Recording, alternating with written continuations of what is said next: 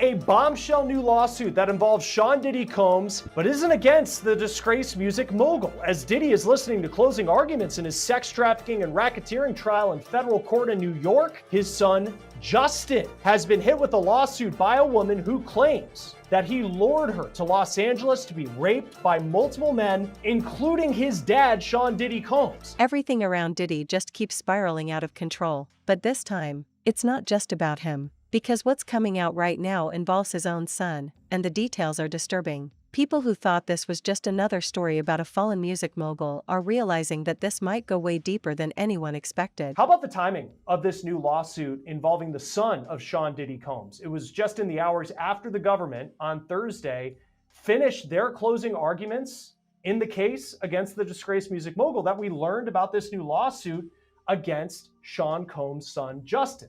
Justin is one of Diddy's 7 kids. Here he is with his dad's arm around his shoulder. Justin has been in court supporting his dad just as his siblings have been over the past 7 weeks of testimony. Now, listen, whatever your feelings are on Sean Combs and whether you think he's guilty of the charges that could put him in federal prison for the rest of his life, you just have to think how difficult it must be to hear about all the sexual exploits of their father. But if you believe the allegations I'm about to tell you in this new lawsuit brought against Justin Combs, Justin apparently was very aware of his dad's lifestyle. The new lawsuit that just dropped was filed by a woman from Louisiana who says in 2017, Justin Combs coaxed her to come to LA because she says that Diddy's son promised her a job in the entertainment industry. She claims the two had met on Snapchat, and Justin allegedly asked for explicit pictures, and she sent them. The woman, who's not named in this suit, says when she got to LA, she was raped by several men, including a certain music mogul now at the center of this high-profile, historic trial in federal court in Lower Manhattan. Yes, Sean Diddy Combs. The alleged victim claims that Justin invited her out west for a weekend to talk about her career. But when she got there, she says she was kept in a house in Beverly Hills. And according to the lawsuit, things seemed fine at first, but when she allegedly asked Justin Combs if they were going to leave the house, he said no. She claims that Justin Combs offered her alcohol, pills, and weed, and she thinks that the weed was laced. Now, you can see in those allegations some of the comparisons in this lawsuit to the so-called freak-offs that we have been hearing about for weeks at the center of the Sean Diddy Combs sex trafficking and racketeering trial. The woman says after she took the drugs, 3 men entered the house and all of them were wearing masks.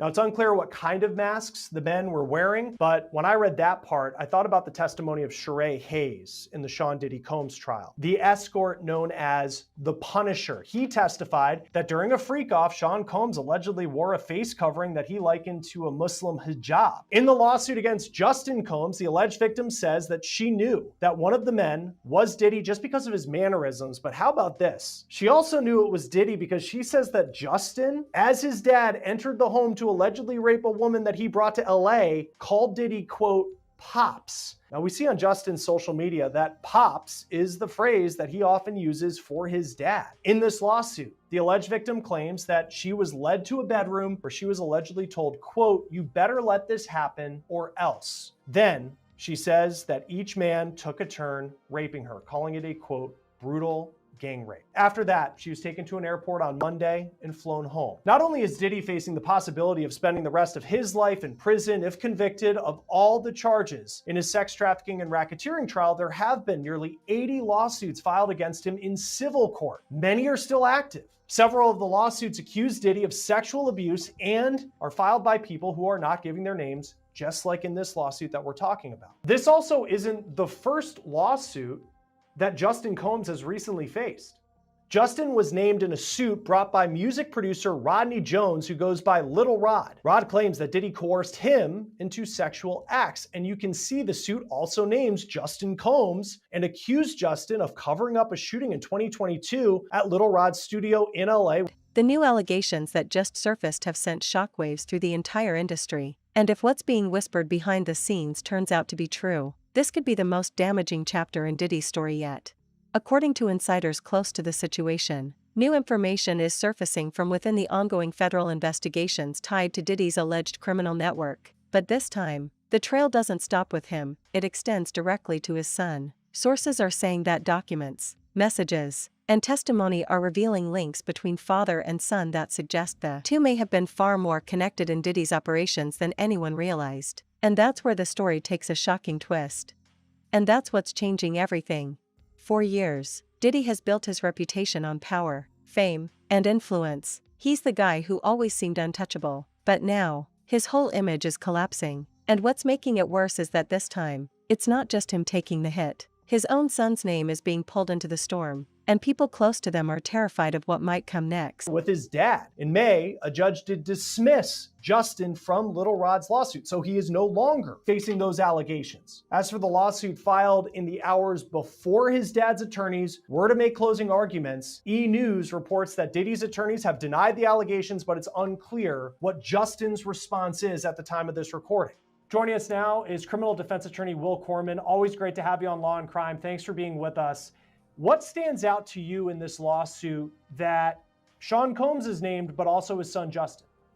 Well, it's interesting. I think the connection to Sean Combs is pretty tenuous. You know, we've gone through this all. It almost seems the one connection to Sean Combs that they actually put on him is the allegation that Justin called one of the masked men Pops during the course of the assault or just before the assault. That's it. The other connection, obviously, is that Sean Combs is Justin Combs' dad. So I think it's a bit of a stretch. Again, we're just receiving these documents now. We're just going through this lawsuit now. Perhaps there's more out there, but it really doesn't seem that way. And of course, people who are victims of sexual violence, you want them to get their justice. We have seen dozens of lawsuits filed against Justin's dad in the wake of when he was indicted for the trial that he's on right now. How do you go through these lawsuits and understand who's telling the truth and who actually has a case that could be heard in court? Someone like Cassie Ventura, when you see that video from 2016, or you do look at some of these Jane Doe lawsuits and you wonder how many of them are true. Look, as a criminal defense attorney, it's my job to be cynical, and it's my job to, review everything with a pretty jaundiced eye. So the question really becomes are there corroborating facts and circumstances from Jump Street that make sense? So for example, if this lawsuit is alleging that something happened in LA during a specific period of time, do we know that Sean Combs was there? Do we actually know that he was present in LA? These things aren't difficult to find out, but it's those baby steps to trying to build the foundation of a lawsuit to see what's realistic that really matter in a case like this. And as you so correctly said, we want victims of domestic violence, of sexual violence, and so on and so forth to actually be compensated accordingly.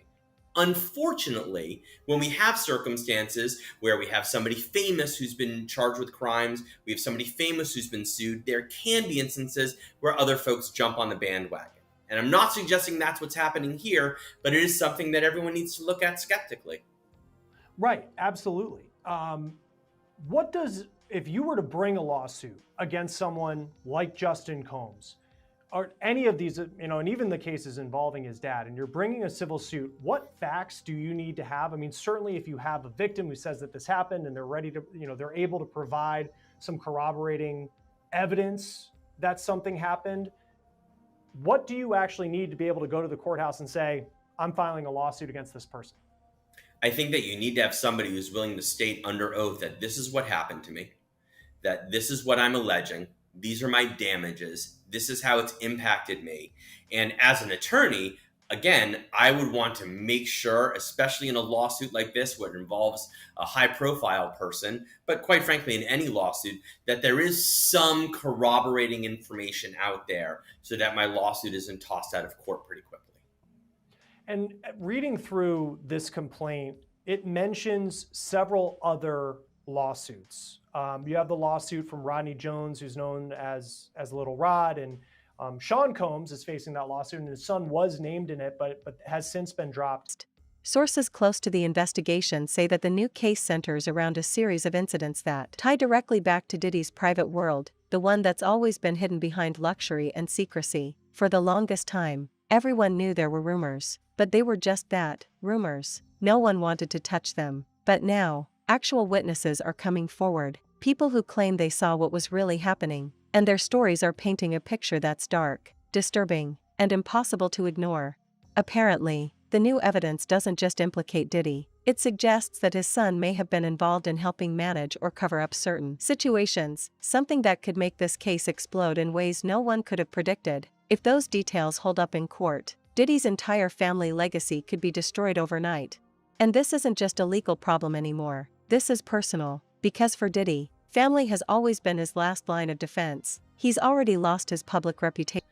What do you make about it having all these other different cases and elements brought in? What is the attorney here trying to prove? Well, it almost appears as if the attorney is saying, where there's smoke, there's fire.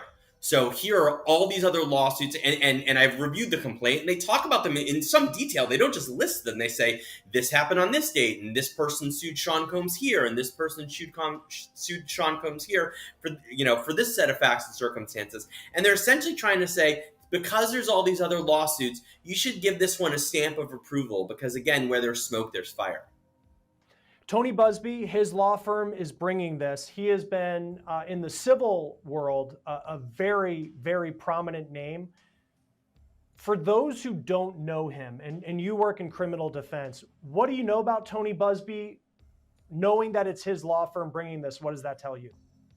I don't think that the Buzbee law firm is taking these allegations lightly. I believe they have the resources to do their own investigations prior to actually filing these suits. So this isn't some, sole practitioner who's trying to jump on the cottage industry that's been created around suing Sean Combs. I think that they have the ability to investigate this. They have the ability to decide whether or not they want to take on these cases. And I think that does lend some credibility, albeit, not a ton, but I think it does lend some credibility to the facts and circumstances surrounding it. In other words, this alleged victim didn't just walk in off the street to some random law firm who then is saying, oh, we now have the ability to sue Sean Combs. This is someone who's been down this well-trod path before and probably knows exactly what the pitfalls are in suing somebody as prominent as Sean Combs. This lawsuit came down at the time we're recording this, came down last night. So that was a couple hours after the government finished their closing arguments against Sean Combs. And as we're recording this right now, Sean Combs, his defense team is giving his closing argument. What do you make about the timing of this? It's against Justin Combs and Sean Combs' name, but it's happening right in the middle of maybe the most pivotal part of this entire trial. I don't exactly know what to make of the timing of it. I think it's interesting. I think that I'm a little surprised that it's come out so late, but sometimes we don't know what led the alleged victim in this lawsuit to break their silence and to file this lawsuit. Perhaps they were watching the testimony or reviewing the testimony in the criminal case and said, oh my gosh, that's exactly what happened to me. Perhaps they said, they listened to the testimony and they said, there are so many victims here. I believe that I am one too. We don't know what prompted it. I think the timing is interesting, but I don't know that I can make anything of it as we sit here right now. I think of recently you had Tyler Perry, prominent name in Hollywood, very different case, but accused of sexual violence and sexual harassment, workplace harassment with an actor who had worked on one of his shows, and the actor provided text messages in the complaint. This doesn't have that. Very different case. But the fact that there's not that visual evidence that we can look at, and I don't know what type of visual evidence would exist in a case like this, but the fact that we don't particularly have those, does that take away from the weight of what this lawsuit may actually be in the end when it comes to the truth? Well, I think we're getting ahead of ourselves a little bit here because Sure. The filing of a complaint is just simply the first step. And all the complaint needs to do, on paper anyway, is set forth the factual allegations that are enough to sort of not get the case thrown out at the first. He's lost his empire, and now, if these allegations take his son down with him, that's the end of everything he's built. People who know Diddy well say he's been panicking behind the scenes. There are reports of late-night calls to his legal team, desperate attempts to suppress certain documents, and conversations that sound like damage control at the highest level. He knows that once the public sees his son's name connected to this, there's no coming back. And here's where it gets even darker. Insiders are saying this isn't some isolated situation. Apparently, this goes back years, possibly even over a decade. The same circles, the same people, the same lifestyle that's been quietly whispered about in the industry for years. And now, it looks like the truth about that lifestyle is finally catching up to him. The craziest part? People are saying Diddy's son might have been around for all of it. Some sources claim he was there during events that are now being re-examined by investigators. Others say he might have been pressured by his father. Whenever you are a plaintiff in a civil case, you obviously want to go after someone with the ability to pay. That's what we call a deep pocket. So even though Diddy might not have personally participated in this alleged incident, you really want to wrap him in as a co-defendant, because obviously his ability to pay any judgment is going to be very different than Christian or Justin or any of the other of the 7 children. Do you think that Grace O'Marquez, the plaintiff in this yacht criminal or civil lawsuit rather, do you think that the feds would reach out to her and ask her about her experience perhaps? I do, and this is why. Apparently, and obviously I haven't heard him, she has recordings of this incident, audio recordings, and we know how powerful video evidence is. We've talked about it with Cassie Ventura and how that really maybe even shift the direction of this case entirely, because of course Combs denied everything until CNN got a hold of that video in May. And we're talking about a lawsuit that was filed in April, I believe, and again, I don't know if it's true, but the allegations are that much of this was recorded and there's audio recordings. And if so, and she's saying no, and Christian is moving forward anyway, then you have attempted sexual assault. Talking about audio and video recordings, that's what's huge in this case. I mean, we heard a lot about it from Cassie in her lawsuit, then of course Lil Rod, and now confirmed in the federal indictment that the feds are saying, yep, we've got some, and that's what led to this indictment and his charges. But what's interesting is that in Lil Rod's lawsuit, he actually has photos, like screenshots of a recording of Justin Combs, and he says it's allegedly with a sex worker. Do you think that part is incriminating too, that the feds may be looking at that recording? I do. And during Combs' initial appearance before the new judge, Subramanian, there was some discussion of this, and Christian and Justin were in court as well, supporting their father. But the feds were talking about the 96 different electronic devices they seized and the terabytes and terabytes of data. Now, some of it might not be relevant, but some of it may be very much on point, because going back to Cassie's original allegation, Combs reportedly recorded many of these sex acts. It might have been for his sexual pleasure. It might have been to maintain control over the participants. But whether it's a voluntary recording, whether it's a hotel security camera, whether it's something that Lil Rod, took in a still video or a recording, or whether it's something that a civil plaintiff, a victim of sexual assault, I try not to name them, even though she did out herself in the complaint, took without the knowledge of Christian or others. It's all very, very powerful, because oftentimes when you're dealing with sexual assault and sexual abuse, these are things that happen behind closed doors, right? Could be at a home, could be at a hotel. In this case, could be on a yacht. And usually there aren't a whole lot of witnesses to it. So you will have a he said, she said type situation in many, many cases. Well, a recording can really change that narrative, because again, it can really corroborate the story of one side or the other. In regards to Justin specifically and these alleged recordings, audio, all of that, so that's in relation to Lil Rod's lawsuit. He's actually a co-defendant listed quite a few times throughout this. And in addition to him sitting next to this alleged prostitute, we have that photo. There's also allegations that he actually partook in these freak-offs and potentially drugged women. This is something Lil Rod is saying. How would the feds go about proving something like that? I know that's the pattern we've seen across a lot of these civil suits, that women allege Diddy, for instance, drugged them. But now Lil Rod's also pointing the finger at Justin Combs, saying he drugged some of these women. How would the feds then go to look further into that? Yeah, Lil Rod's lawsuit is interesting in that there are many defendants. We talked about Christina Horam, right? Some of the allegations that came out. There to stay silent, to protect the family, to never speak about what he saw. If that's true, it's a nightmare scenario. Because that means Diddy didn't just destroy his own life, he pulled his own son into the fire with him. And right now, that fire is spreading. Because what's being alleged right now is that Diddy's son might not have just been a bystander. People familiar with the situation are claiming that he could have been actively involved in key moments that investigators are now re-examining, moments that could hold the key to understanding the full scale of what's really been going on behind the scenes. It's the kind of revelation that doesn't just threaten Diddy's reputation, it threatens his entire legacy. For years, Diddy presented himself as the ultimate power player, the mogul who had everything under control. But insiders have been saying for a long time that behind the scenes, there was another story, a story of manipulation, secrets, and people being pulled into a world they didn't fully understand. And now, with his son's name suddenly appearing in documents connected to these investigations, that story is coming to life in real time. Little Rod's lawsuit was Christina, of course, being Combs' right-hand woman. She allegedly had the fanny pack with the drugs that were provided to the sex workers. There are the allegations directly against Justin as well. So whenever you're proving something like this, obviously, you're going to rely on the testimony of witnesses. It could be independent witness, because the sex workers, even though they're participants in a sex act, they won't necessarily be charged, or I don't think they're going to be defendants in the lawsuit if the allegation is that they were forced to perform these sex acts and it wasn't just a commercial transaction. So you can rely on that testimony. Obviously, Lil Rod himself, but he's a plaintiff, so his testimony may be biased, may be true, but it's certainly something that you would want more of if you are a prosecutor.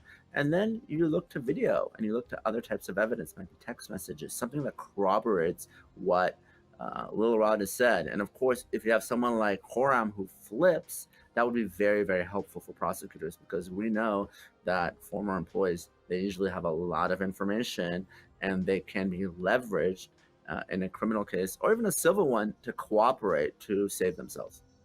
I want to talk more about that, the flipping of all this, because right now Diddy is the only one who has been charged federally in relation to this scheme, this alleged scheme. But as you pointed out, there are other people who have been identified as participants in all this. Christina Coram obviously is the main one, along with the Combs enterprise or empire, whatever you want to call it. She has not yet been charged, but I'm pretty sure, as you've told me in the past, probably this interview and many others, the feds are going to be talking to Christina Coram, and it would be in her best interest likely to cooperate with them. But what about Justin and Christian? I mean, they're so close to Diddy. They're his sons, and they have accusations against them. They could, as you said, face these charges in the future. What do you think? Do you think that they would flip?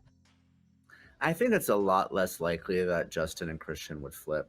I've seen children testify against their parents. We've seen it on Law and Crime many times, and obviously it makes for great drama and courtroom theatrics. But I think in a case like this, it's going to be less likely. They really owe everything to their father, right? He's obviously someone with significant financial means. He's someone that's going to pay for their lawyers and protect them. I think it would be pretty surprising to see a flip like that. Of course, anything's possible, but I think it's less likely, given that there are people that really don't have that familial tie. They don't have their legacy. They don't have potentially hundreds of millions of dollars to lose if they end up turning sideways on their parents. So it's obviously a possibility. I think it's highly unlikely, especially what we saw during that first hearing. The children all being in court, directly supporting Combs, him waving and blowing kisses to them. I think a flip is unlikely with respect to Justin and Christian. Yeah, what do you make of that? Obviously, they're supporting their father, as you've discussed. They were actually in the courtroom supporting him, as you said, blowing kisses, all of that. But then there's also headlines, photos, videos of Christian Combs, who's been out partying after all this. People are obviously clamoring at any sort of Diddy news. But do these two have to kind of keep in mind that the focus is going to be on them? They are being watched, I mean, in relation to what their dad was doing, but also their allegations against them. I mean, is this something they should be keeping in mind, their public image? I do, Sierra, and it's not just about the courtroom. We've talked about the court of public opinion in a case like this, and the jurors are ordinary people, and everyone knows who Sean Diddy Combs is. And if there's this sort of very high-profile criminal trial happening in May or sometime in 2025, and the perception is that the family doesn't take this seriously, they're pardoned. Social media is going wild with theories. Some fans think Diddy's son is about to flip on his father to cooperate with authorities in exchange for protection. Others think he's being set up, that this is just another move to break Diddy completely. But one thing everyone agrees on is that this new development has completely changed the tone of the entire case. The energy around Diddy isn't just scandal anymore, it's fear. People who once bragged about being close to him are now deleting photos, unfollowing accounts, staying quiet, because no one wants to be associated with whatever's about to come out next. There's even talk that the feds have something bigger they're holding back, something that could connect Diddy, his son, and multiple people from his circle to a larger pattern of behavior. If that's true, we're looking at something far more serious than just lawsuits or bad press. We're talking about criminal charges that could end lives and careers permanently. And here's what's making it worse for Diddy. People are starting to talk. They're drinking, it really plays into some of the allegations that this was just a party lifestyle and these individuals thought that they were above the law. Now, again, I'm not saying that jurors don't follow the instructions in the law, and they're really supposed to decide the case solely based on the facts and evidence in the case. But we've seen it time and time again. It could be Johnny Depp, it could be Michael Jackson. Whenever you have someone who's high profile and the narrative, the public perception, the PR really machine goes in one way, it can really help shape the opinions in the courtroom as well. So we've talked about these sexual assault allegations that are against both Justin and Christian, but there's another incident that's pointed out in Lil Rod's civil suit, and this is in regards to Justin. I just want to touch on this one quick, that apparently there was a shooting at one of Diddy's recording studios years ago, and that Justin and Diddy apparently covered this up. Somebody was obviously shot and injured in this incident. There were reports on it, but not in relation to either of those two. Is this something that the feds would pursue? I mean, I know that the main part of the case is these sexual assault allegations, but could they head down that road toward attempted murder with a gunshot wound? Potentially, and I've gotten this question a lot with respect to obviously the killing of Tupac, both in 1996 and the attempted murder in 1994. And a lot of people, I'm sure, watching believe that Combs, had something to do with that. I think it's challenging because then you start going in a very different direction, a rabbit hole. You're charging something that may be more difficult to prove, involving a shooting. You don't necessarily have the victim who's there testifying. And, what I've seen from U.S. Attorney Damian Williams, and not just this case, and others as well, for instance, how he's handling the New York Mayor Eric Adams case, he is really keeping the surgical, he's keeping the charges narrow. That's why we're not seeing a kitchen sink approach. And sometimes we see that from prosecutors, for instance, in the Young Thug YSL case, everyone is being charged, right? Lots of different defendants, lots of different charges going, spanning over years. I don't think that's something that we're going to see here. I can't see that this prosecutor is going to charge things that aren't very easy to prove. Because of that, you start creating potential doubt, even though these are very serious allegations, obviously murder, attempted murder. We're talking about Tupac probably being the greatest rapper of our lifetime. I don't think this is something that we're going to see added to the charges in this case, because I think this specific prosecutor wants to keep things very narrow and very surgical. So unclear about all this, whether any charges, if and when, they could be added. But if we're talking about the defense now, switching to their side of things, I'm sure obviously they're talking to Diddy, but I'm wondering about their conversations with Christian and Justin. Do you think that the defense attorneys, their team, would be reaching out to both of them to talk and kind of bulk up Diddy's side of the case? Sure. I'm sure that anyone who's a witness, whether it's a family member or someone else who was there, really needs a lawyer, because they may get subpoenaed. They may have to testify at trial or before the grand jury. Now, of course, everyone has the right to remain silent, and they can invoke if there's any criminal liability. But ultimately, everyone's going to need their own lawyers because there's a potential conflict. Obviously, Combs and Christian, they have financial means. They're going to have their own lawyers. But no question, whether it's a family member, whether it's a celebrity, whether it's someone who was a witness, just happened to be there, there's the possibility that they're contacted by law enforcement, HSI, and other federal agents. So they should have a lawyer, and they need to make a decision whether they're going to remain silent, cooperate, or do something else. And now it's important to Former associates, ex-employees, even people who were once on his payroll, they're coming forward, one by one, and every new voice adds another layer to the nightmare. They're saying Diddy used fear to control everyone, that he built an empire of silence, and that his son grew up inside that same environment, seeing things that no one should ever have to see. Now, with these new allegations out, people are asking how much his son knew, and how long he's been protecting his father's image. Some of the reports coming out suggest Diddy might have used his own family to shield himself from scrutiny, pushing them into roles they never should have been in. And that's what makes this so disturbing, because this isn't just about fame or fortune anymore, it's about power, control, and the kind of darkness that doesn't stay hidden forever. You can feel the shift in the air. Every new headline hits harder, every leak, Every rumor, every detail that escapes from behind the scenes, it's like another piece of the puzzle is falling into place. And the picture that's forming is one that the world isn't ready to see. People close to Diddy are saying he's falling apart mentally, that the pressure, the paranoia, the constant threat of new evidence is breaking him down. He's been isolated, lashing out at those around him, trying to keep control as everything collapses. His son, on the other hand, is said to be struggling with his own guilt, feeling torn between protecting his father and protecting himself. And that's the heartbreaking part, because no matter what happens next, this story doesn't end clean. If Diddy's son cooperates, he'll be seen as the one who betrayed his father. If he stays silent, he risks going down with him. There's no winning here. The court of public opinion has already decided Diddy's empire is done. The music, the fame, the legacy, it all means nothing now. The world's watching as the man who once had it all tries to hold on to the last thing he has left, his family, but even that's slipping through his fingers. These new allegations are the final blow, because if they hold up, they won't just bury Diddy, they'll rewrite everything people thought they knew about him and his world. The story of Diddy and his son was supposed to be one of success, legacy, and family, but now, it's turning into something much darker. It's a story about control, silence, and the devastating cost of living a lie for too long. And as the truth keeps coming out, one thing's becoming clearer with every passing day: this isn't the end of Diddy's story, it's just the beginning of his reckoning.